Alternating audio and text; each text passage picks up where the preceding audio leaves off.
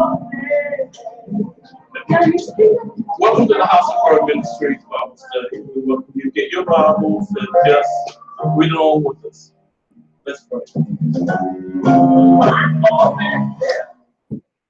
right. Father, we just thank you, we bless you, we praise you for all the wonderful things you are doing. We thank you for the people who are joining us online. We thank you for the people who are here to read and study your word. So, Father, as you prepare the wonderful blessing for us, we have great expectation and help us receive all that you have for us tonight. In Jesus' name we pray. In Jesus' name. Amen. Amen. Okay. So we all enjoying 1 Samuel. Isn't it so interesting? Yes. And so interesting, like, even when you read the Old Testament, it's still for you today.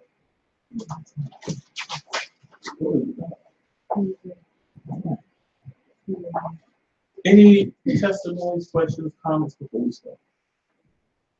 I have a testimony. Oh, you have a testimony? Okay. Yeah. All right.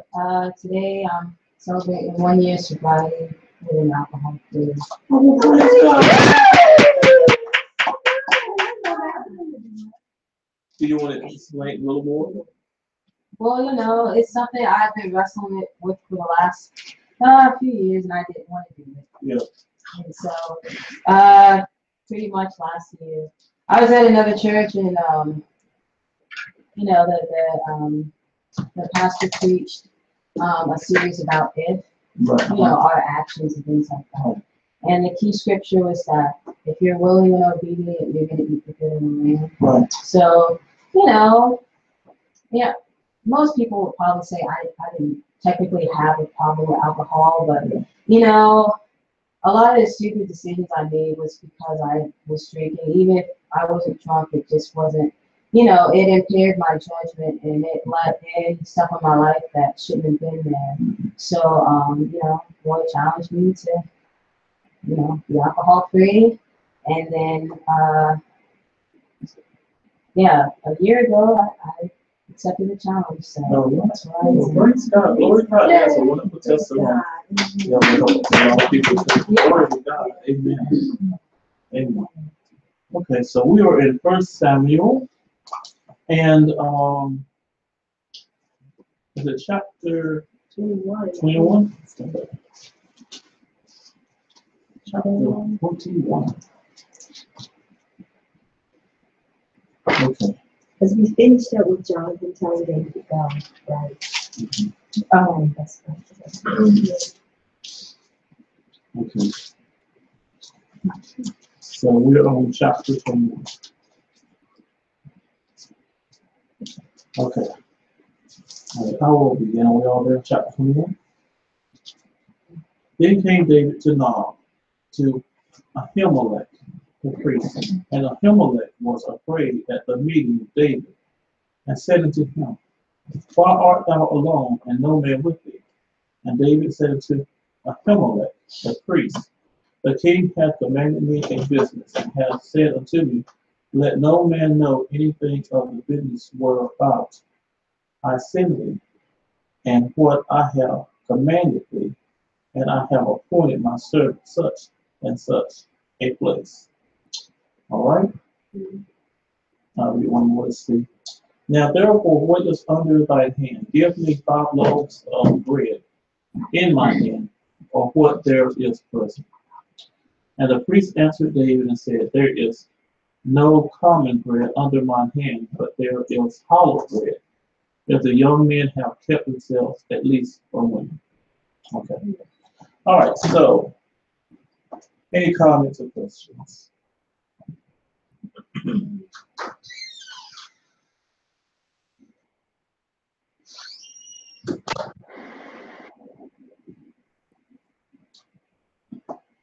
Can anybody just bring us up to date on what happened in the last chapter? And we'll see where we are now. Jonathan and David made a plan to. David was hiding out for a few days, and Jonathan basically talked to Saul about and said, David had to go see his family for some business, and so I told him to go, and Saul was really angry about it, and then he was angry when he had had intentions for David, so they did their little plan all back and forth and shooting the arrows and not getting everything mixed up and figured it out that David needed the food. Yes. So, well, Right. So now David is on the run. Okay. And now he came to this priest, and the priest said, "Look, why are you here?"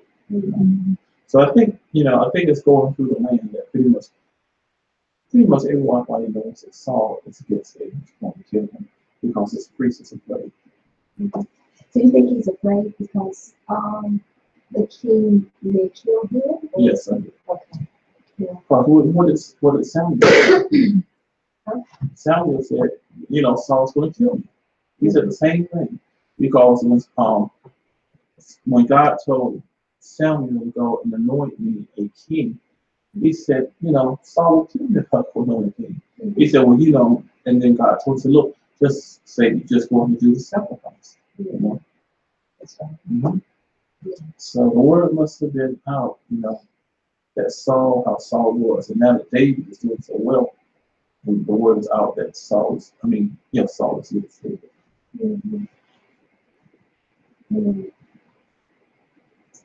So what's going on here? So the priest said, "Why are you here?" And then did David tell this priest the truth? Yeah. King Saul, is here on approval of Saul, of King Saul. Also, something is revealed to us that again that David is not alone, men are with him. All right, because he's asking for, do you have any bread? And he said, there's nothing except really the hollow bread. In other words, it's a food for the priest. But he said, as long as men have kept themselves from women, they can eat it. So that must have been a requirement for the priest to eat this bread, at least for a period of time. Because priests in the Bible could be married. Okay? But what happens is if they are performing duties, holy duties, then they have to keep themselves from women while they're performing those holy duties. Okay. Any other comments?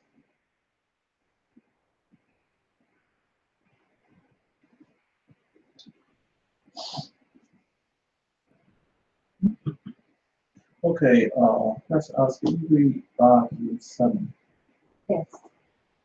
And David answered the priest and said unto him, of a truth, women have been kept from us about these 3 days since I came out, and the vessels of the young men are holy. And the bread is in a manner common, yea, though it were sanctified this day in the vessel. So the priest gave him hollow bread, for there was no bread there, but the showbread that was taken from before the Lord, to put hot bread in the day when it was taken away. Now a certain man of the servants of Saul was there that day, detained before the Lord, and his name was Doeg, an Edomite, the chiefest of the herdmen that belonged to Saul. All right, what do you see?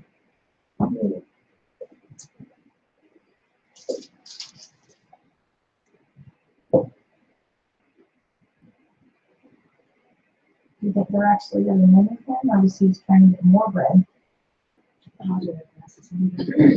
Ask it, what's that one more time? Do you think that they were actually men with David, or was he just trying to get even more bread? He was desperate and he's lying already. Yeah, I think it was men with David because the priest saw the man. Because when David asked for the bread, he said that the priest said he asked about those men. So what was it? And before. Yeah, So yeah. And so if the young man had kept himself at least from women, so he saw the men that were with him.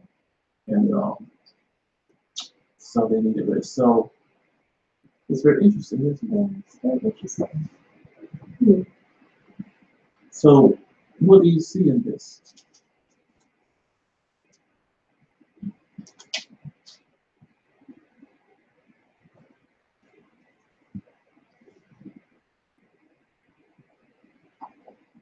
And see, this is how God will just show you things in the Word. More than just reading scripture, He shows you things.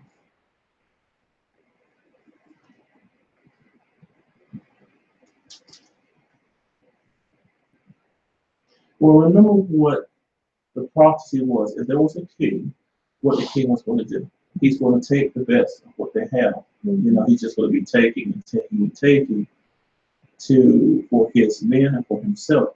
And so, isn't it interesting that these priests don't have anything but bread? They're going without. They don't have like plenty at this moment. It's like they're in lack, because all they have is the holy bread. Remember how things work at this time. So the priests, people bring sacrifices to the priests, and then there's a fish hook. So they take a percentage of what they bring is for the priests. And see, the people must not be bringing anything because there's nothing there. They don't have any food to give. They only have the show bread. The shoe bread, how you pronounce it. It's just, and that's just for, really for a sacrifice. It's something that you're doing, as far as a religious ceremony.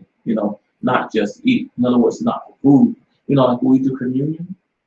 It's to honor the Lord. It's a holy communion. When fellowship with the Lord, who would not have a communion to eat or to drink? So that showbread is not there for people to just eat or drink. It's like a ceremony, a holy ceremony. That's symbolic of some things that God set up. So that's what it's for. And that's all they have.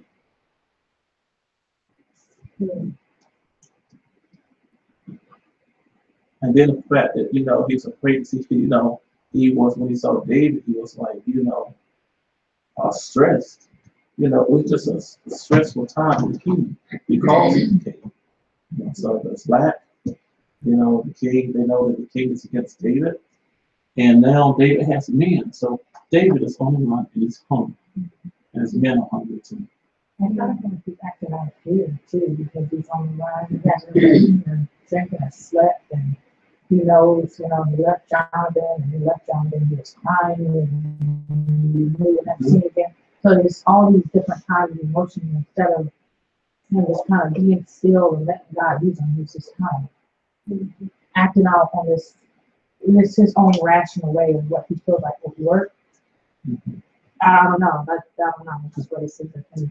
Yeah, you can tell he's definitely, whatever the feeling is, with fear, stress, whatever he is. He's going through. He is just going through. Because he hasn't even slept. You know what I mean? So it's kind of, because again, it's like, why would you lie and say you're here for the king's things and the king try to kill you? What is that? You're not really there for the king's business, so what are you? I don't know. So I think he's desperate. Yeah. He can't trust to tell this priest the truth. Because the truth he doesn't know what the priest is going to do. So he's in a desperate situation. And verse 7 is interesting because one of Saul's servants is there. And so he's probably hearing what David is saying, and knowing that it's not true because he knows Saul is out to kill David. So it emphasizes that he was there. All right. Anyone else? All right, Brenda, could you read 8 and 9? Yes. And David said to Ahimelech, is there not here on hand a spear or a sword? For I have brought neither my sword nor my weapons with me, because the king's business required haste. So the priest said, the sword of Goliath, the Philistine, whom you killed in the valley of Elah, there it is, wrapped in a cloth behind Ephod. If you will take that, take it, for there is no other except that one here. And David said, there is none like it, give it to me. All right. Okay. Any comments? So David's doing that so he can be armed. That's right. He needs a weapon. He needs a weapon. Yeah. And he's going to go back and use the weapon that he used to kill Goliath. which is interesting. They probably kept it like a history or like a, Yeah. I don't know what you call it, like an artifact, symbol. or something Yeah, right. of him killing the Goliath. Now Right. he's getting it back after Right. probably all these years. Mm-hmm. Have years gone? Yeah, he's not 12 anymore. No. He's not like 17. Yeah. He's older. I can't tell when you read There's probably Yeah. a couple of years because David, when he killed Goliath, he was a young lad, right? Almost, right? You know, that's one thing about it. Sometimes you just can't tell the amount of time, but if you think about it, Mhm. he did kill Goliath. Mhm. You know, he was ministering to Saul. Then he did go out and fight with Saul. So depending how long it took. So when they go out usually at least for weeks, if not months. They go out and then they come back. I mean, you know, I'm not He killed 10,000. 10,000 for Yeah, men. So that took some I time. never specified. They say then months from then. He got back his wife. Yeah. 3 years later, He got it's just like, married, and then, Yeah, how old are they yeah. now? Wasn't it after the 10,000? He was married after the 10,000. Yeah. So you know, we don't actually know how long, but you know, this is not like, you know, 2 or 3 days. This is like there is some time that's going here. Yeah. So, okay. All right, Elizabeth, could you read 10 through 12, please? And David arose and fled that day from fear of Saul and went to Achish, the king of God. And the servants of Achish said unto him, and not this David, the king of the land, did they not sing one to another of him and dance the same? Saul has slain his thousands, and David his 10,000s. And David laid up these words in his heart and was sore afraid of Achish, the king of God. And let's go to 15 too. So could you read 13 through 15? And he changed his behavior before them and feigned himself mad in their hands and scrabbled on the doors of the gate and let his spittle fall down upon his beard. Then said Achish unto his servants, Lo, ye see the man is mad. Wherefore then have you brought him to me? Have I need of madmen that ye have brought this fellow to play the madman in my presence? Shall this fellow come into my house? All right, so 10 through 15. What do you see? See, David pretended to be mad so that he could save his life. Like he was crazy so that he could be saved. He was operating wasn't so first he wasn't all the way up front with Ahimelech, the priest. Yeah. And now he's also deceiving Achish, right? Who was a king of Gath. Yeah. People recognize him. People recognize him, right? Because he was a mighty man of power. Well, you see what happened was because it says, like you say that Achish says, this is not David, the one that said, isn't the one that the women were singing and dancing, saying to one another, he has slain his Saul has slain his thousands and David slain his 10,000s. So isn't this a person? You know, so he's David. He did what he did to deceive King Achish. On the run. So he needed a place, you know, he could find that he could, you know, secure to just dwell in for a while. He had no place to go. Well, like I said, look, you see this man as a saint. Why did y'all bring him? Do I need madmen? So I can just like picture him like going off like, I don't need crazy people. Why did y'all bring him here? And like, oh, you know, you crazy. Yeah. So you see right here, and it gives right here, the attitude in verse 10 says, David rose and fled that day for fear. So he was afraid. Fear of Saul and went to Achish, king of Gath. And the king of Gath, and if I'm not mistaken, the king of Gath is not a friendly king to the Jews, to the Jewish people. I have to research that, but I don't think that they are. it was good that David understood what to do. It's like, he had wisdom to say, and Right. so they won't kill you, Who would have thought to do that, Right. at that particular time Right. when you're fearful and that you're getting ready to maybe he's going to turn him into Saul or capture him, Right. and he didn't try to fight him or anything. He just he acted like a madman, and then they let him go. So sometimes the foolish things that we do, it saves us. Save your life. Yeah, saves your life. But Think this, about it.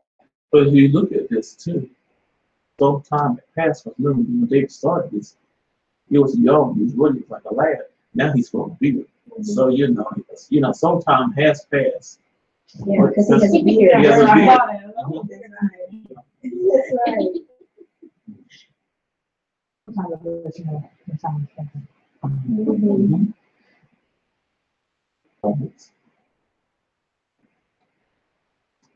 I wonder why he's going to kings and priests and stuff, like, because you're on the run, you'd almost think he'd lay low and try to not be seen or like not go to people who can recognize him, and instead he's like going straight to the king, and what is it, I wonder what he thought, what kind of help he thought he would get. I don't know. I mean, even today, if you're on the run, there is something companies say, "Oh, when you go to a sanctuary," and depending on the church or the ministry, you can find sanctuary, in the church. Matter of fact, in the Jewish culture, they did have places called cities of refuge. That you are on the run, you can go there for protection. So maybe he felt like he might be able to get some refuge. Spirit also thought of the priest, Ahimelech. He knew that's not a place to stay. So he's searching for a place. He needs a place to stay. And that's on the king of Gath. Any other comments?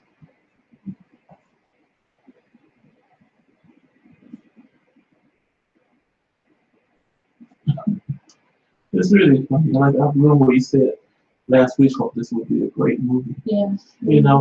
So a lot of these things will be great movies if they get the scriptures right. They will be great movies. All right. So to chapter 22, and Jennifer, read 1 through 3, please. David therefore departed thence and escaped to the cave of Adullam. And when his brother and all his father's house heard it, they went thither to him.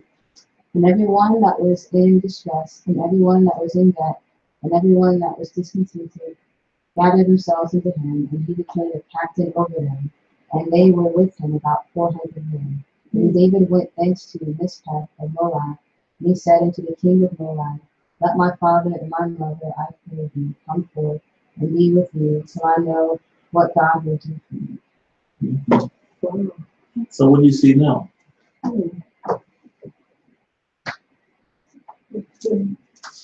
David is still living.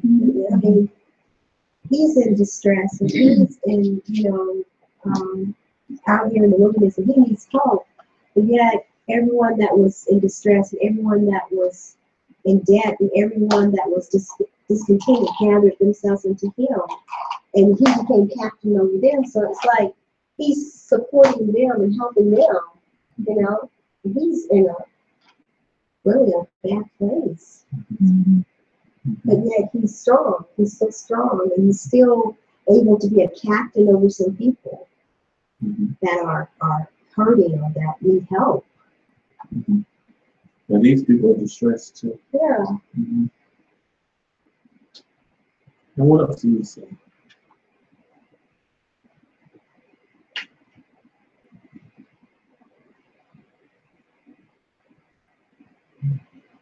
I think maybe he was concerned that since Saul couldn't get to him, that he might go after his family. Well, see, what happened was now his family's on the run too. So his brothers came to him. For sanctuary also, and then his parents too. But see, his parents can't be on the run. So what he says, he said to the king of Moab or whoever this was, well, look, can you take my parents? You know, because they can't be out here in the woods or something wrong with us. Can you take my parents until I know where I want to be and where I'm staying? All right. But his other brothers are on the run with him because now the way Saul may be there, his whole family's not safe. I mean, his brothers, his, you know, his parents. Mhm. So that, you know, so they had to escape too.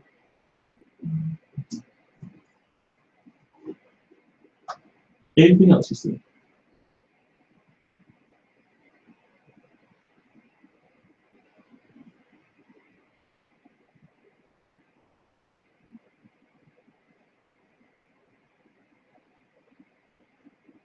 Okay, well, let's continue.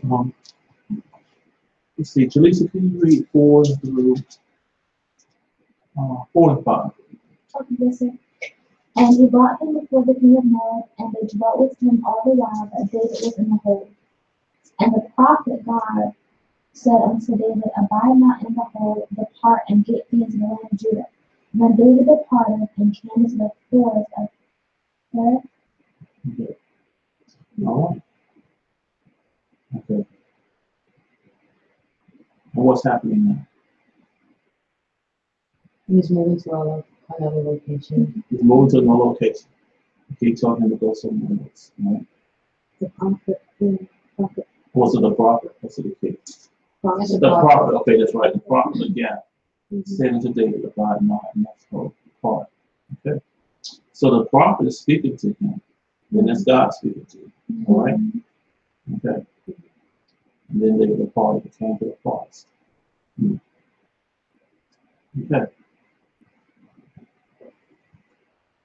All right, Carlton, can you read 6 and 7, please?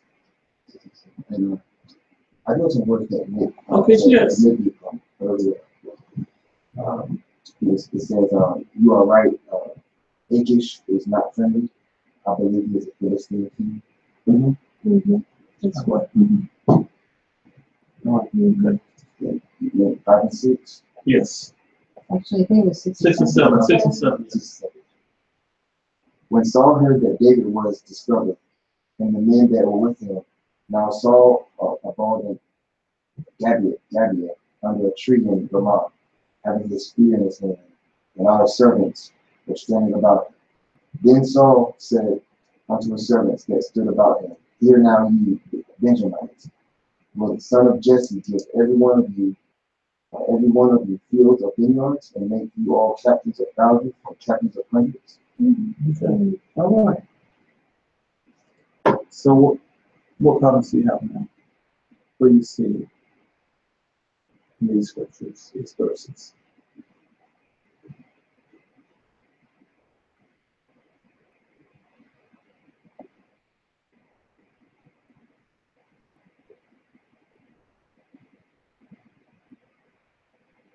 He's just trying to turn his servants and his men more against David in case there is some kind of confrontation. After he's trying to remind them, like, look what I've done for you. Did he do that for you? And Right. just to kind of Mhm. turn them against him even more, because in the past, a lot of them have refused to do anything against him, even himself commanded them to.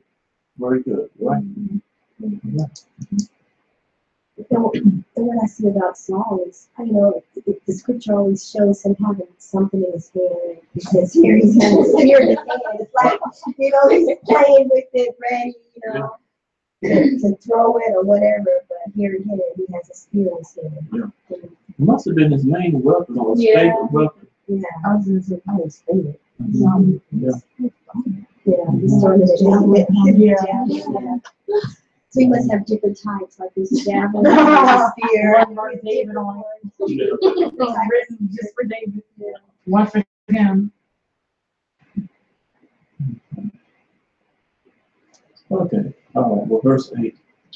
That all of you have conspired against me, and there is none that showeth me that my son hath made a league with the son of Jesse, and there is none of you that is sorry for me, and showeth unto me that my son hath stirred up my servant against me to lie in wait, as at this day. Then answered Doeg the Edomite, which was set over the servants of Saul, and said, I saw the son of Jesse coming to Nob, to Ahimelech, the son of Elkanah. And he inquired of the Lord for him, and gave him victuals, and gave him the sword of Goliath, the Philistine. Then the king sent to call Ahimelech, the priest, the son of Ahitub, and all his father's house, the priests that were in Nob. And they all came, all of them, to the king. And Saul said, Hear now, thou son of Ahitub.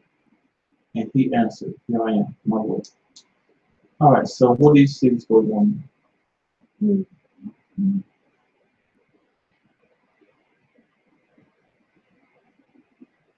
If you don't know this story, something horrible is getting ready to happen.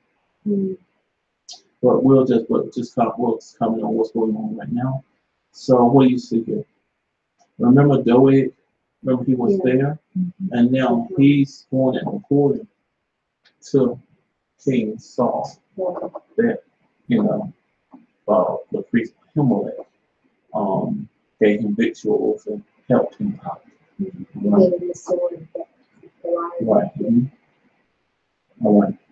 And now King Saul is going and calling forth. He went to Ahimelech and called him forth. And so now all of Ahimelech, his sons and all the prophets are there. All right. So it says then the king sent and called Ahimelech the priest, the son of Ahitub, and all his father's house, the priests that were in Nob. So in other words, I guess it says here, all in his father's house.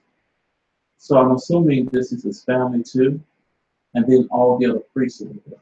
Okay. So it doesn't say his wife and children. I'm not sure about this, but is it all in his father's house? So it may be in his whole family. Okay. And then also the other priests came. And now Saul is getting ready to address all of them. Okay. All right. So Pastor Alex, could you read let's go 13 through 16, please. Is it 12? No, I read 12. Okay. 13 through 16. And Saul said unto him, Why have you conspired against me, thou and the son of Jesse, in that thou hast given him bread and a sword, and hast inquired of God for him, that he should rise against me to lie in wait, as at this day? Then Ahimelech answered the king and said, And who is so faithful among all thy servants as David, which is the king's son-in-law, and goeth at thy bidding, and is honorable in thine house? Did I then begin to inquire of God for him? Be it far from me. Let not the king impute anything unto his servant, nor to all the house of my father. For thy servant knew nothing of all this. That's the word. And the king said, Thou shalt, my glasses have gone, thou shalt surely die, Ahimelech, thou and all thy father's house. All right. Okay, so what do you see now? What's going on?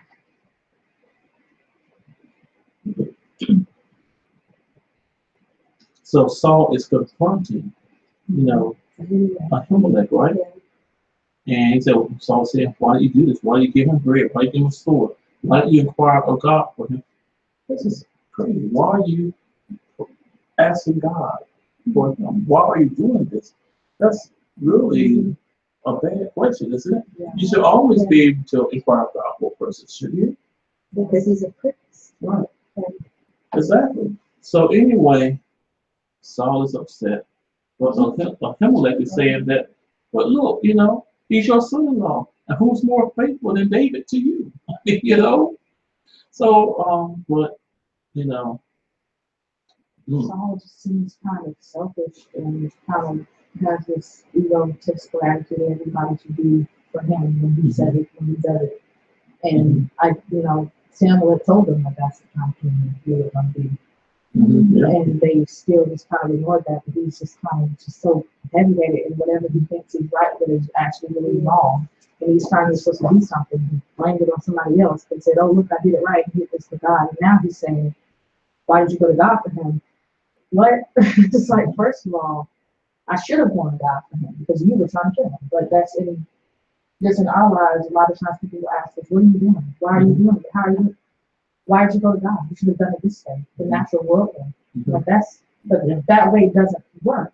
You know what I mean? God works all the time. So that's what I take from that, because that's the world always try to say, oh, don't go to God, just go to his counselor. Don't do that, just do this job over here. No, if God is telling me to do this, I'm going to do what God is telling me to do. So essentially, Saul's yet again questioning God. I don't know what was wrong with Saul, but again, he's asking questions he shouldn't be asking. Yeah, it's kind of ridiculous. Sometimes people may, I don't know if y'all are spiritual, they say, why are you praying? Yeah. Why are you praying? Don't you know you should be doing this or that? I mean, I know, but there's actually no time that you shouldn't pray. There's no time that you can't go to God and pray about, because it says, what you should be doing or whatever. Prayer should be the first thing we do. Pray about it. Okay, all right. Well, Brandon, can you read 17? Oh, excuse me, no, comment? Yes, Saul is continuing to digress, and the evil spirit is getting more control. Right, exactly. He was so jealous that he wanted. Well,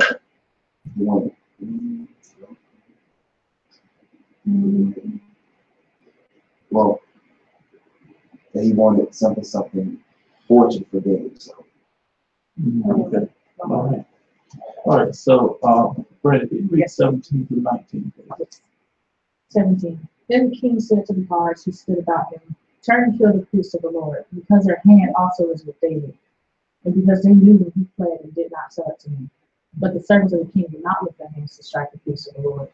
And the king said to Doeg, you turn and kill the priest. So Doeg, the Edomite, turned and struck the priest, and killed on that day 85 men who wore a linen ephod. So in 19. Yeah, 19. Sorry.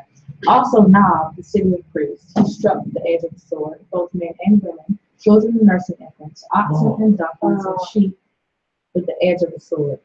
Oh, this is horrible. Isn't it horrible? Wow. Because it is You say the evil spirit just getting over and over and over. So getting more and more control of him. So, well, what do you see in this? rage. Yeah. Rage. So you see that he ordered his army or some of his captains or whoever it was to kill the priests, but they wouldn't do it because they still ordered Jews. They know you're not supposed to kill the priests, just like they didn't want to kill David, or they just like they didn't want to kill Jonathan, Now he's ordering them to kill the priests. They don't want to do it. So now have this other guy, this Edomite, he goes, he kills 85 priests. That is horrible. And see, this is the thing right here. Then it says in verse 19, he went in through the city and smote with the edge of the sword both men and women and children, and suckling oxen and asses and sheep with the edge of the sword. So in other words, what he would not do for that evil king, killing everybody, he wouldn't do that. But in this place where God is, he kills everybody. This is totally innocent. Yeah.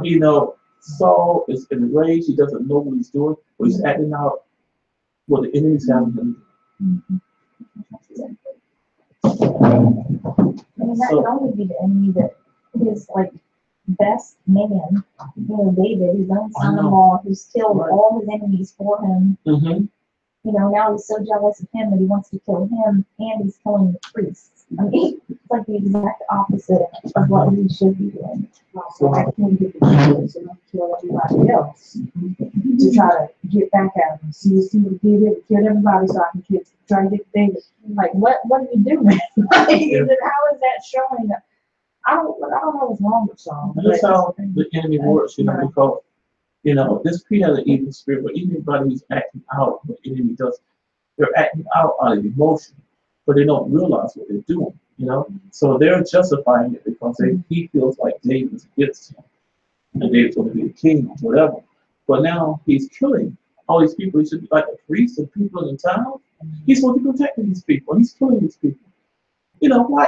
No, really, why is he killing the children? Why is he killing the serpents? Why is he killing the oxen and the asses and the sheep? Well, I mean, why? There was no reason to do it. None. All right. And he also killed, he said he's killing the prophet. He killed, uh, that name is kind of Ahimelech. He killed a priest, Ahimelech. Well, why he kill everybody else? Why did he just kill him, Ahimelech? But he killed all the other priests. So this is just the enemy, you know. And Saul is doing the will of the enemy instead of the will of God.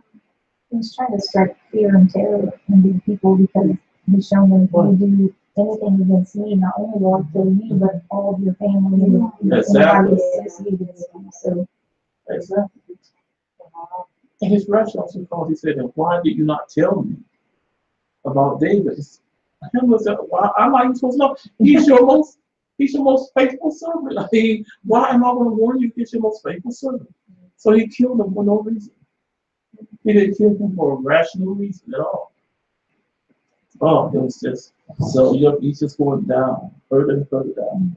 And it's interesting that the king Ahimelech, he wasn't afraid to go to Saul when Saul called for him to come. You know, because he probably had no idea that Saul was going to kill him and his family because of what he did for David. You know, because he's going, you know, he called for him to come, so he's coming to visit him or to come to see him, but he probably has no idea that he's going to be, you know, he's going to murder him because of what he did. Yeah, So because David told him that he was on the king's business, so he didn't know that he was running away from Saul. Yeah. He did. I think that Ahimelech knew something, Yeah. but he may not know all the details. But you see that Ahimelech's whole family was killed. He killed his whole family too, and everybody in town, And all the priests. and all the priests, and all the animals. He killed the children too. How did they do such a thing? Yes. And this from what he said, Saul is losing his ability to discern the truth. Then it said, Doeg means interest. He was unstable and did not have a reference of God. The spirit that was controlling Saul was drawing people who were wicked around him. It's just so interesting. That he's carried out the will of the enemy, but he wouldn't carry out the will of God. This is horrible. It's a sad story. To kill the priest. So he had no fear of God either. With that rage and the evil spirit, he had no fear of God because he knew God. You know, he did have a relationship, you know, with a little while, you know, but he had no fear of the Lord. All right, so let's finish out this. Elizabeth, could you take us out of read 20 through 23, please? And one of the sons of Ahimelech, the son of Atai, named Abiathar, escaped and fled after David. And Abiathar showed David that Saul had slain the Lord's priest. Then David said unto Abiathar, I knew that day when Doeg the Edomite was dead, that he would surely tell Saul, and I have occasioned the death of all the persons of their father's house. Abide thou with me, fear not, for he that seeketh my life seeketh thy life, but with me shall thou be in safeguard. All right, so what's happening now?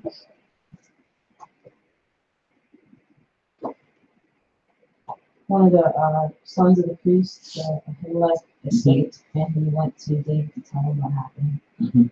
Basically, David said, you know, I caused the death of your family, so, you know, he's going to be looking for you now, and, you know, it's probably best that if you stay with me, then I'll keep you safe.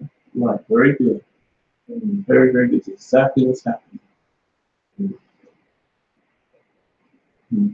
I wonder if David felt guilty. Probably did. Probably. and he was kind of doomed either way, because if he would have told Ahimelech that he wasn't on the king's business and that he fled Saul, then he probably would have been captured, or, you know, who knows what would happen. Then if he kind of made up a convenient lie, then Ahimelech is, he doesn't know what's going on either, and it costs him his life, so there's really no good way to deal with Saul at that point without somebody getting killed.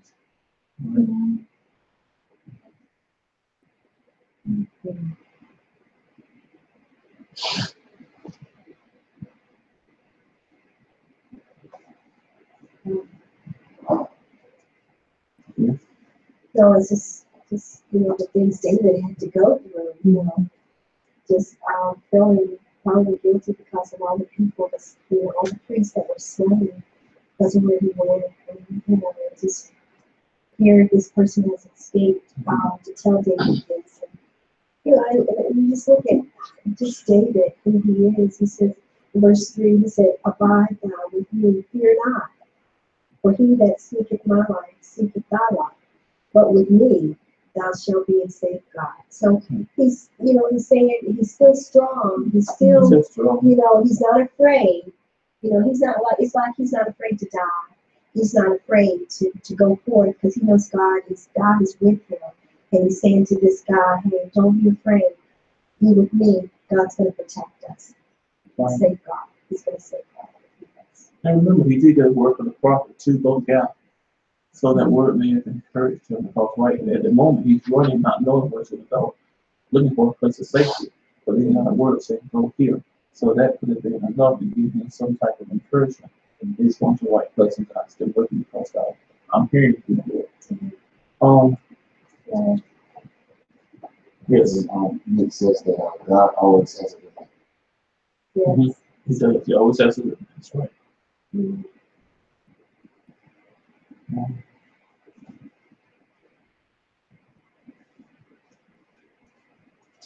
Okay.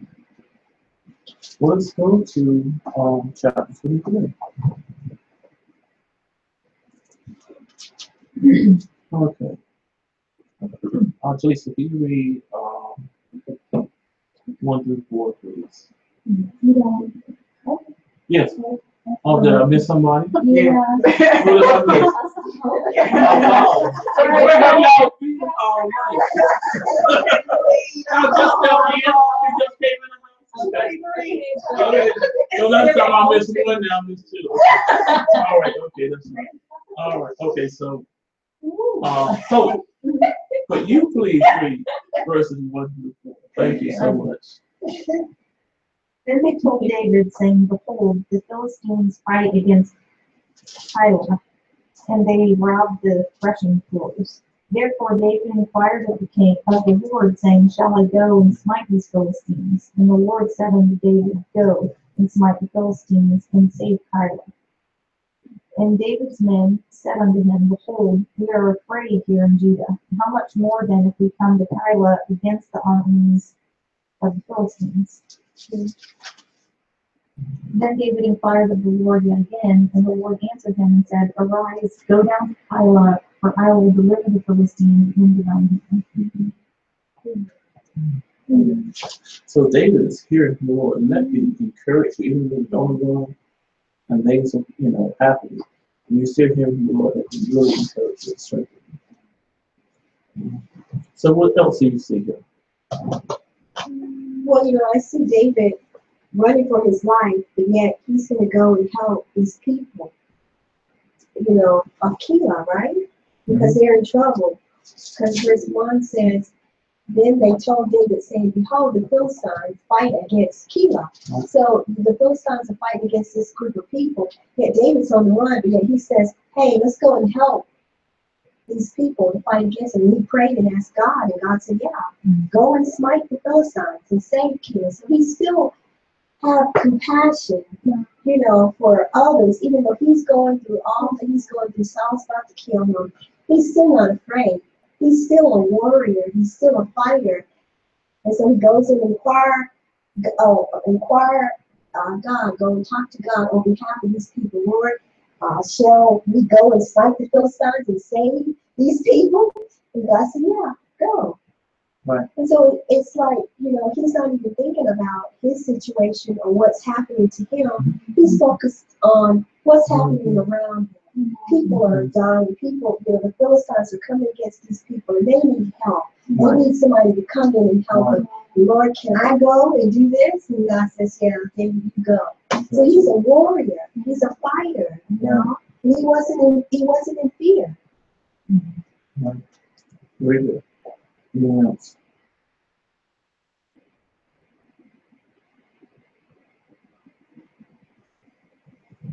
Just to add another thing, you know, verse 3, you know, it says that David's men said unto him, when he first said, let's go and smite, he said, we be afraid here. How much more then if we come to Keilah against the armies of Philistines? So his people that are with him are saying, we're afraid here, David. But then David goes back and, you know, he asks God again, asks the Lord. And the Lord says, arise, go down to Keilah, for I will deliver the Philistines into thy hands. So here he has confidence. Now he's like, yeah, let's go. Let's go and do it. There's a spiritual principle here that even though David's not, he's an anointed king, but he's not technically the king yet, he's still doing the king's business. Because the king is to protect the people from the Philistines. That's a major enemy. And Saul must not be doing it. You know, because he's chasing David. Instead of taking care of the Philistines, he's chasing David. So David now is doing what Saul is supposed to be doing. You know, he's defending the people and still destroying the Philistines. And see, but it's a spiritual principle because David is doing those things, you know, in a small way, even before he steps to the kingship. Moses, what did Moses do before? God used Moses to deliver the Jews, right? So what did Moses do before he stepped into that position? All right. Well, when one person was one Egyptian, I believe it was Egyptian, had been Egyptian, was coming against one of the Jewish people, what did he do? Moses killed him. He shouldn't have, but he at least took up for him. And then what did he do? He went to the wilderness. And then these men were really coming against these women at the well. What did he do? Moses by himself took care of all those men and delivered those women. Well, now they can go get water. So you can see what God would do. Anybody's in ministry. Not that you need to step into ministry all the time, but God will start using you. Before, if you're going to be a preacher, God's going to start using you to give someone a word or give someone some type of message before you step into that, you know. And so David is the king. David, so he's supposed to be protecting the king. So he's actually doing that in small increments until he steps into it. So it's a spiritual principle everybody just really kind of understand. So if you want to be stepping into anointing or a calling, God's going to give you smaller increments of jobs to do according to your calling before it happens. And then exercise. Yes. It's like another critical point to see here outside of him defending the people, which is amazing. But even in this situation of him running and not having anybody be there, he's still focused on God. And so in our lives, when you feel like everything is out of the way, and I'm speaking for personal, but everything is going on, to still stay focused on God. And you know, you may not have a home, you may not have any food, you may not have any money, but stay focused on God, because He still will work something out to where if He gets the glory, and out of Him getting the glory, you will also get acknowledged. So, you know, he's still focused on God. So, Lord, instead of saying, Jesus, I'm running away, now I know where I'm going to eat, or like, he didn't immediately go to Him. He immediately went to the people need help. So he still went to God and defended the people, which it shows a lot about his character, instead of him going and saying, Lord, you know what I mean? So he's not selfish in this sense, but this is the critical point is to stay focused on God. Stay focused on God. Very good. And one other point too, remember we talked about releasing God's anointing? Yeah. Remember? Mm-hmm. So you see that these people are running from Saul. They're in debt, they're distressed, you know. They're, you know, weak people basically. Just basically weak, you know, maybe weak in character or whatever. And now David's saying, well, let's go and fight for these people. Like you're saying, you know, well, I don't know. You know, they may be a little afraid of whatever. You know, they may not be necessarily words, maybe they were, maybe they weren't, but really, they were not like at David's level as far as faith, as far as a fighter, as far as a warrior. All right? But see, but they followed David. And if you read the scriptures later, now the anointing came upon them, they became mighty men of God. So you can even see the leadership qualities in David. And so he's leading people who are not as maybe as brave as the people in the king's army, but he leads them anyway. All right? And now as he leads them, the anointing, you know, or the bravery or the character, whatever you want to say, but now will fall upon the people he's leading. Yeah. And I guess I can share. Yes. Well, the first one is what we're at now, and then two more kind of came in, text came in late for some reason. But the one's current is this situation shows that even David, even though David is going through a process, God was showing himself strong to David. So that when he stepped into the kingship, he already knows what God can do. And then the one that came in late is was the end of chapter, the end of the chapter. Ahimelech was spared to carry on the office. His name means brother of the king, so it is fitting for David to make that pact with him. And then God was using David's situation to move him into position. Can you like this story? Or his No, son? his son. His son. And when you say his son, we don't know if it was his son as far as his real son, as far as you know, his son that he married, had some, or it could have been one of the people under him, because you know when you're teaching, it could be one of the students. In other words, the son could be a student, more or you know, or relative.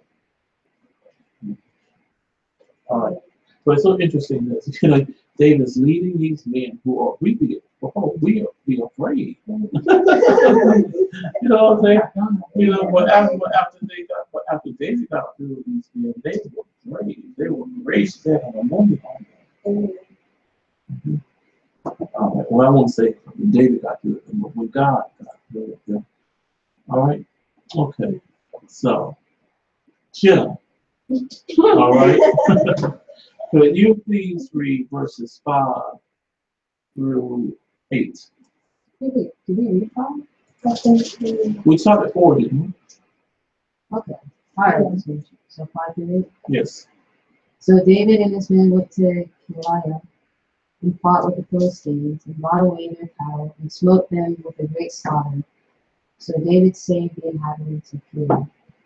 It came to pass when Abiathar, son of Ahimelech, fled to David to Keilah, that he came down with an ephod in his hand. And it was told Saul that David had come to Keilah. And Saul said, God hath delivered him into my hand, for he is shut in by entering into a town that hath gates and bars. And Saul called all the people together to war, to go down to Keilah and to besiege David and his men.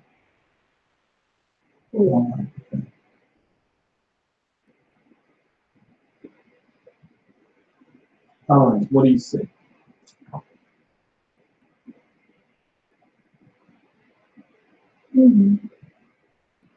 Well, David saved the city. And, killed a great amount of the Philistines in the process. Mm-hmm. But he kept the cattle, you know, he didn't kill the cattle. But he slaughtered them, I guess, yeah. And he saved the inhabitants of Keilah. Right. So why do you think he didn't kill the cow? Maybe he used for it to eat later. Right. The men need food. And it was not ordered by God to kill the cow either. So the use of cattle for food. The biggest man.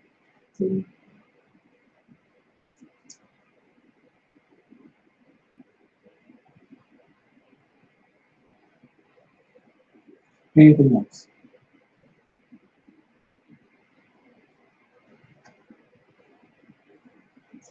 It's interesting, verse 7. You know, it was told that David was down at Keilah. And Saul said, God hath delivered him into my hand, where he's shut in by entering into a town that have gates and bars. So he's thinking God is doing this for him. He's thinking that he's doing God's will, and he's totally out of God's will. He's not doing what God has called him to do. Mm-hmm. You can tell he's not in his right mind because of course God had him in it. He does feel he's not in relation with God anymore. Mm-hmm. I really think he wants to remember. He was kind of off at the start. When he started, was not really legitimate. He did the deep stuff just to get an approval from somebody. I don't really think he was legitimately there. Yeah, he wasn't rooting in around number. Yeah, from the beginning. Yeah. It's Somebody walking with God wouldn't even plot to kill somebody like that. Like when he's plotting for David, they wouldn't even know that even. Yeah, he wasn't. some people even in the hell, I mean, this is a spiritual one, not everybody thinks this, but people who have had a living, even if they fall, they say, I don't feel God. Like, certain things it's just not going to do. You know. But Saul, you know, I think really the spirit that he had really led him into insanity. He really is lost insanity. Really did. Okay. Okay. So, any other comments on that? All right, Jaleesa, can you read 9 through 12, please? Yes, sir. Yes, ma'am. And David knew that Saul secretly plotted mischief against him, and he said to Abiathar the priest, "Bring hither the ephod." Then said David, "O Lord God of Israel, thy servant hath certainly heard that Saul seeketh to come to Keilah to destroy the city for my sake.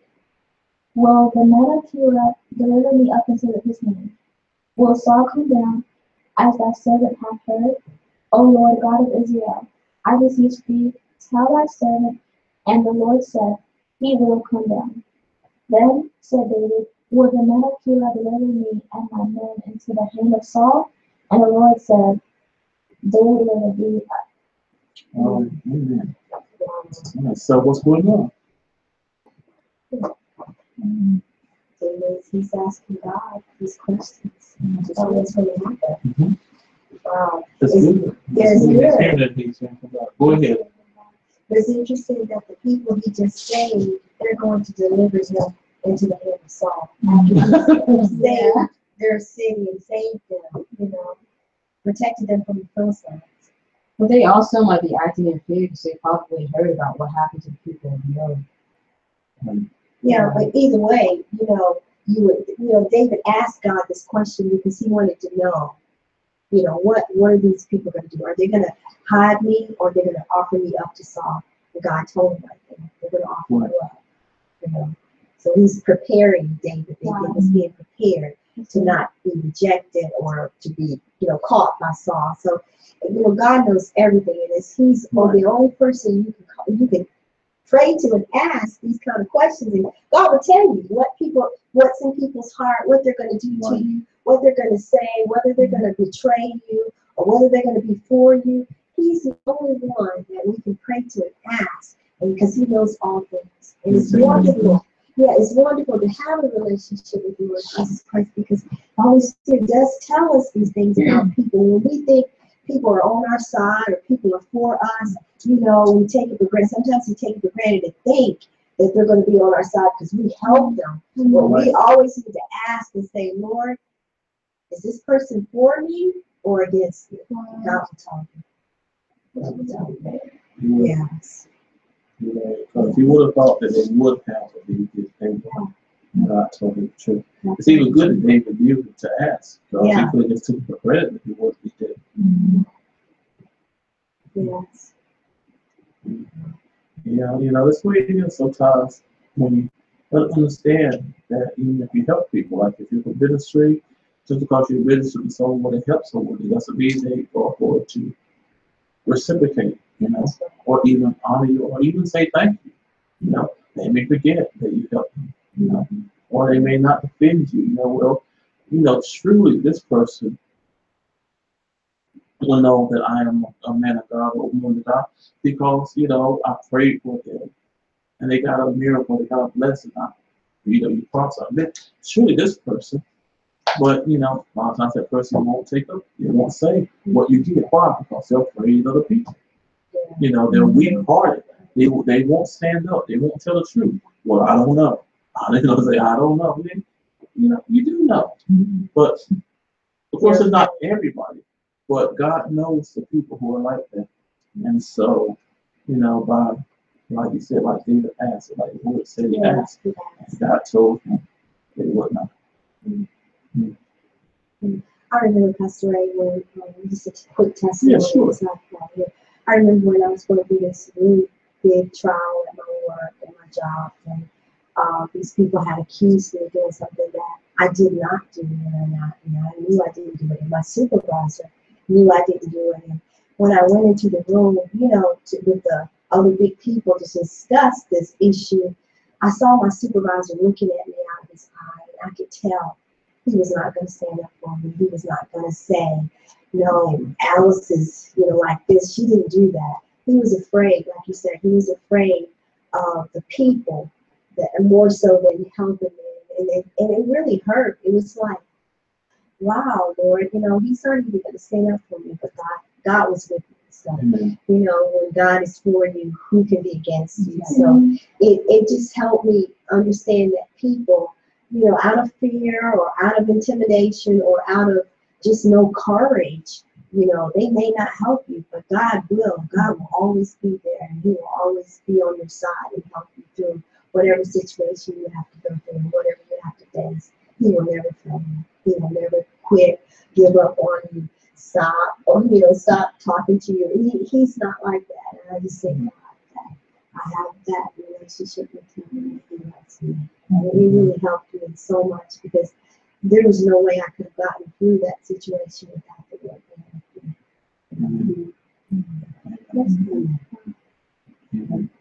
So I kind of feel how David kind of felt here with that, just thinking about that. Well, it shows you, like you just said, that the Lord, He will never leave you nor forsake you. So some people will. Some people will leave you and forsake you. And if you think about it, the people who won't leave you or forsake you, who are those people? The people that know the Lord. The people who trust in the Lord are the ones who won't leave you or forsake you. I mean, of course, maybe your parents won't because they love you, but basically, the people who love the Lord, know the Lord, all those are the people you can trust because they have a relationship with the Lord and they're not in fear of the people. Amen. All right. So let's see. What we finished verse 8 or 12. Okay. So Carter, can you read 13 and 14, please?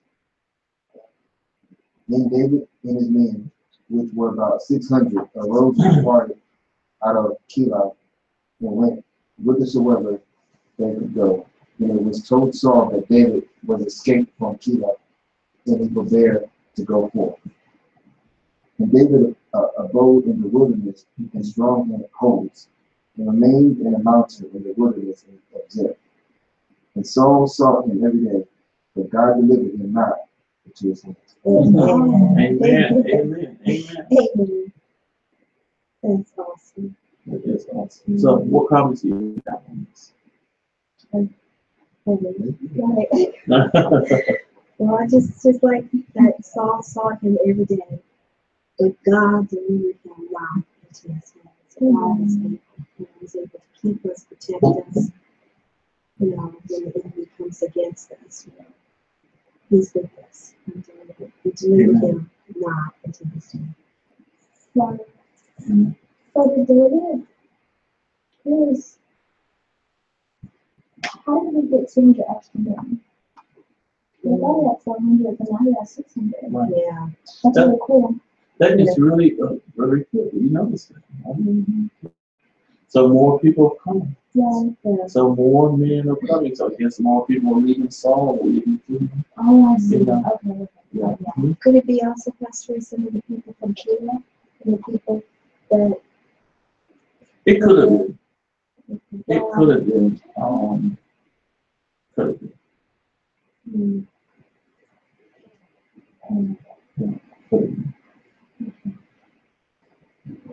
Yes.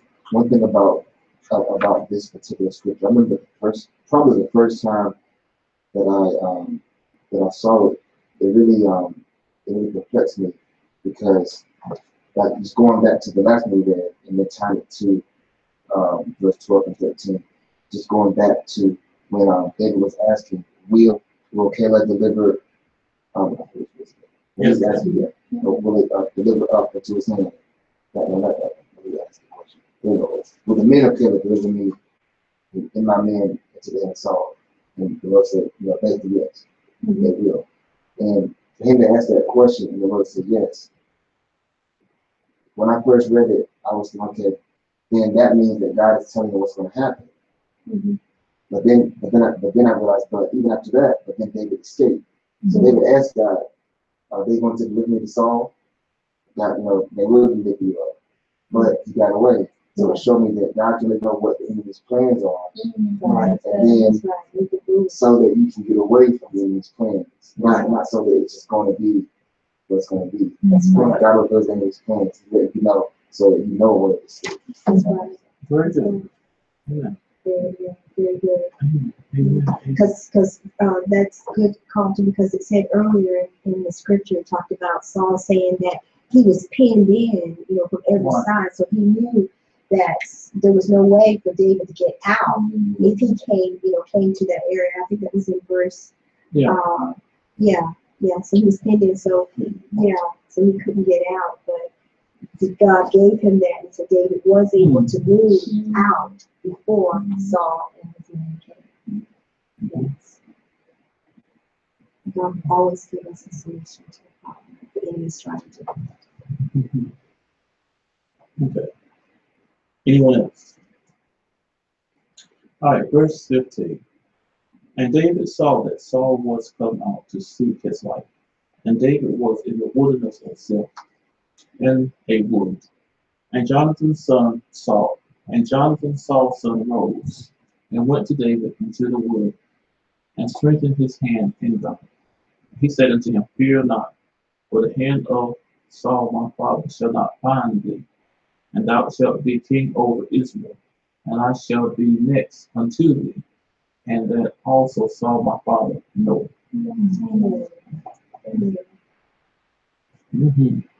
So any comments on that? Sent him some encouragement in the wilderness so he didn't have any doubt or go off and worry if he which is good. And he sent him Jonathan so he didn't think that he's out there or just somewhere or Saul was sending him to try to trick him and bring him back. So he sent him and said, don't worry, you're okay. You'll be king and I'll be after you. And Saul knows that that's why he's trying to kill you.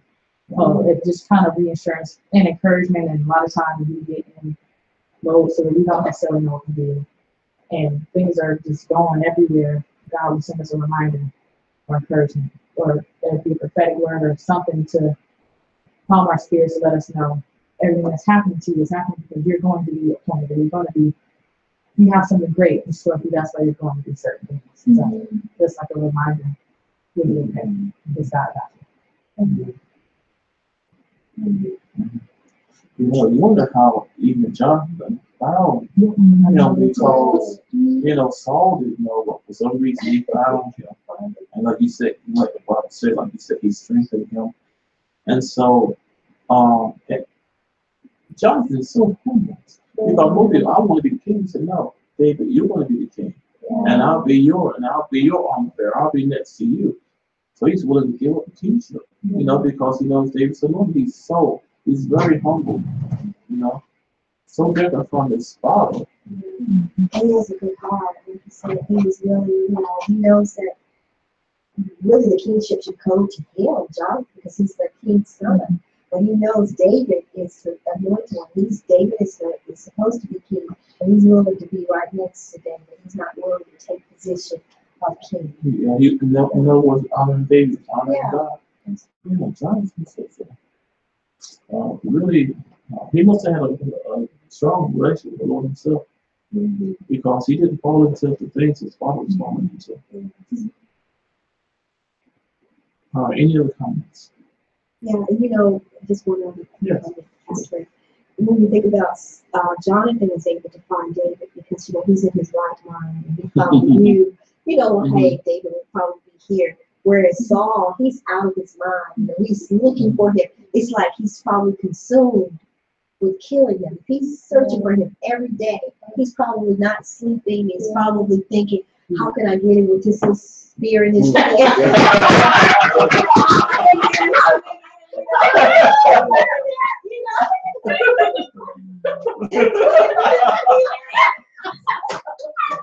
It's quite not a little spirit, but you know,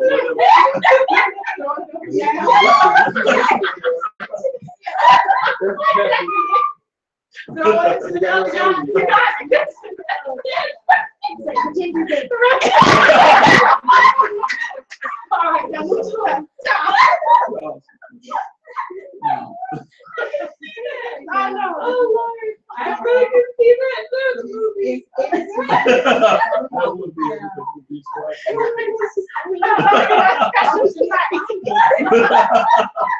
yeah, he's frustrated. I got cookies, so I don't want it. I ain't hungry right now. But you haven't eaten in 3 weeks. All right, you want your sauce? You want a spear? He just smack it out their hands. He gives them the spear. How old is all this time? Oh, you're range. That's a good question. Like in this time. How is he even throwing spears? How old is he? Well, Saul was a young man when he started too, but I forget, but I think he was 30 or 40 years he did. I think it's, Jonathan. yeah. Jonathan was like David's age. Yeah, so they're a little bit older. Yeah, so I can research that and find it out for you, and maybe Nicholas, if he could search it while we're doing this. But I think he was in charge 30-some to 40 years. Oh, Saul was. It might have been shorter for you. Yeah, I think it might have been shorter for you. But it is. Okay. All right, okay. So we're on. We just finished verse 17. Okay. Okay, can you read 18 through 20, Pastor Ernest? Yes. And they two made a covenant before the Lord. And David abode in the wood, and Jonathan went to his house. Then came up the Ziphites to Saul to Gibeah, saying, doth not David hide himself with us in strongholds in the wood, and in the hill of Hamachi, which is on the south of Jessamah? Now therefore, O king, come down according to all the desire of thy soul, to come down, and our part shall be to deliver him into the king's hand. And Saul said, blessed be ye of the Lord, for ye have compassion on me. Listen. And just like he said in the verse, well, God has delivered you in my hands, and blessed be you. So he's saying these things, but God is not. You know, he said, blessed be God to you, or whatever, but that's not of the Lord. He said, God's delivered you into my hand, that's not of the Lord too. So you can imagine. So everybody who says God is God, is a God, you know, it's not the Lord all the time. You have to have discernment to understand. You know, God is speaking through someone. But any comments on this? That's so interesting. You know, God, I mean, David could only trust God because first, the people who killed were going to turn to him. And now the Ziphites, they want to turn him into. So, No tribe or city or whoever people were safe around David, or whoever was safe in any of those areas that God still protected him. Because every single group of people that he saved and helped, they're like, all right, cool, now we're going to your song. What you did is like, I just helped you because you were about to die, and now you're telling me, okay. You know, so but God's like, it's wilderness over here and hide, and I got stuff. You can only imagine how David felt. Just multiple people constantly. I just helped what? And then now they're going back to Saul, and Saul's like, ooh, good. After he's not sleeping, he's throwing his spear around. 'Cause he- but you know, but it's just goes to show you how people are. You're not supposed to put your trust in people anyway. You're supposed to put your trust in God, because people will pretend and say, oh yeah, I help y'all do it, and we need help, and go on this front, and you do it for them, and then they turn on you. And so this shows you that only God can protect you and save you and help you in times like this, especially because there's no other person that can help or protect you. All right, let's finish the chapter. So, Randy, could you read 22 through 24, please? Yes. Please go out in 22. Please go and find out for sure and see the place where his hideout is, and who has seen him there. For I am told he is very crafty. See therefore and take knowledge of all the lurking places where he hides, and come back to me with certainty, and I will go with you. And it shall be, if he is in the land, that I will search for him throughout all the clans of Judah. So they arose and went to Ziph before Saul. But David and his men were in the wilderness of Maon, in the plain on the south of Jeshimon. All right. What comments do you have? Questions or observations? Well, one of the observations for Saul is back to verse 21. He's telling them, like he said, blessed be ye the Lord, for ye have compassion on me. So he's saying, he wants the people to have compassion on him. He's trying to get them to understand that he really needs to kill David. He really needs to get him out of the picture. He really needs to do this. And he thanked them, for having compassion. Nobody else seems to see it. But he said, yeah, y'all have compassion on me. You see that I'm really trying to find this guy. And so, it's like, he's just really, being led by this evil spirit and causing these people to come against David. It's just really how he's presenting himself, because he's king. He's wanting the whole kingdom to have compassion and help him find David so that he can kill him. Yeah. So, Yeah. see what Saul is all about him. Yeah. It's just all about him. Yes. He said, I told you he was very crafty. Like, I didn't know that. Like, who told you that? I know. He's like, I told he's in now. Throwing his spear. Yeah. Yeah, and it appears that David is not too far, because it says that he said David and his men were in the wilderness of Maon, in the plain on the south of Jeshimon. So then it said that somebody else was on the south of Jeshimon. Yeah. So they knew exactly where he was, but yet they're still not able to find him. Wow. Wow. It was on the west side. Yeah. He was on the south God side. was God really protected. God protected him. Yeah. No telling how close they were, and God was just moving back and forth.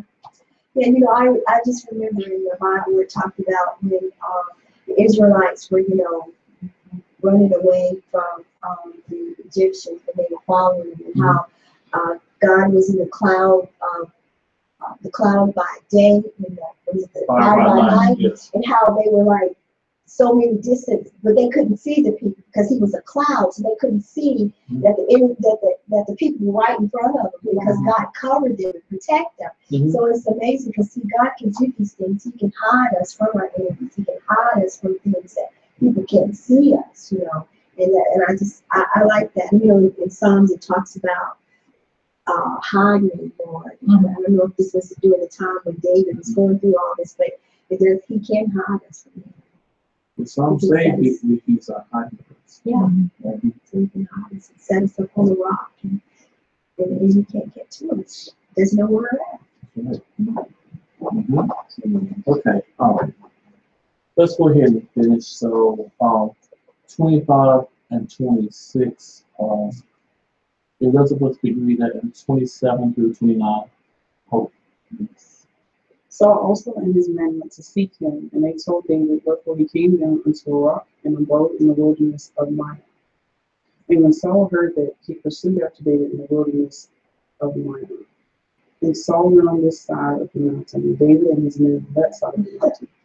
Then David made haste to get away for fear of Saul, for Saul and his men compassed David, and the men round about to take them.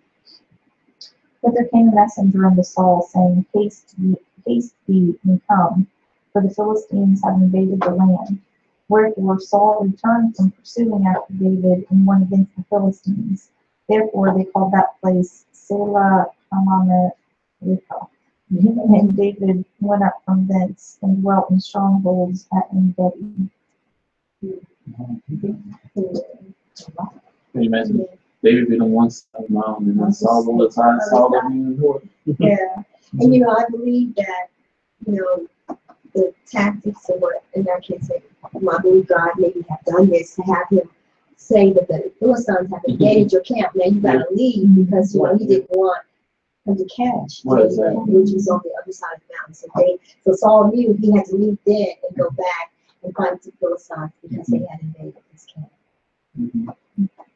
So it's like God is protecting and bringing Saul away from where David was. Right. I agree with that. Yes. All right, anything else?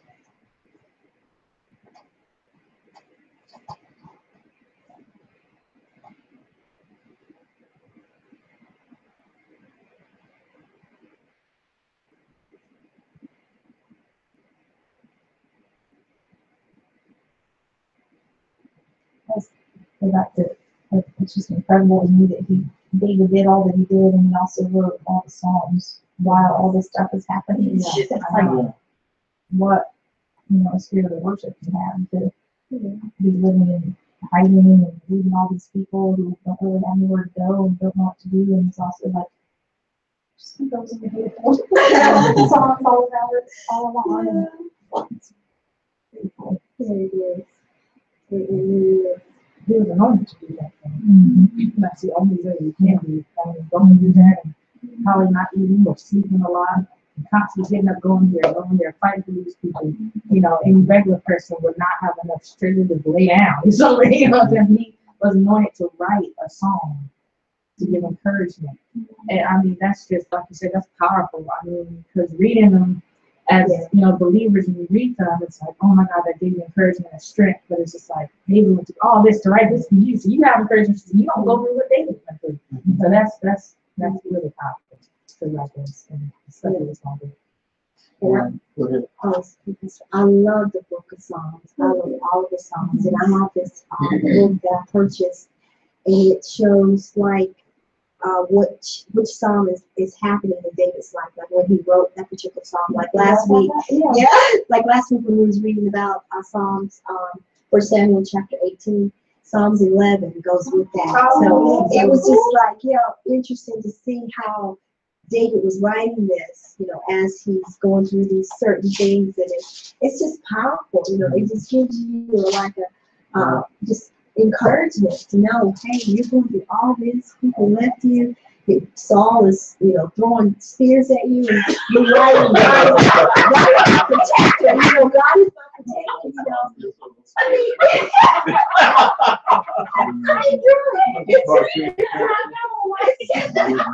It's just they don't understand anymore. They don't understand how serious the thing it is. He probably has some on his back. Just check them out. Like, where do you get all these spears for this? Well, it's almost time, so we're gonna really close out.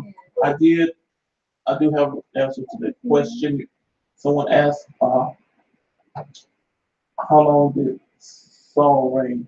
He reigned 42 years over his life. So I don't have his age, but he reigned 42 years. So he started in his 20s, then he was in his 60s. Okay. All right. So it's pretty much time.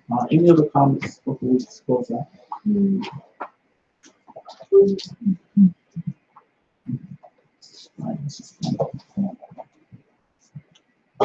Right, Father, we just thank you for what you're teaching us in this, in 1 Samuel. We just pray, Father, that everyone here, Father, that as they are reading your word and studying your word, that they are getting even a greater understanding of what you're speaking to them in their own personal study.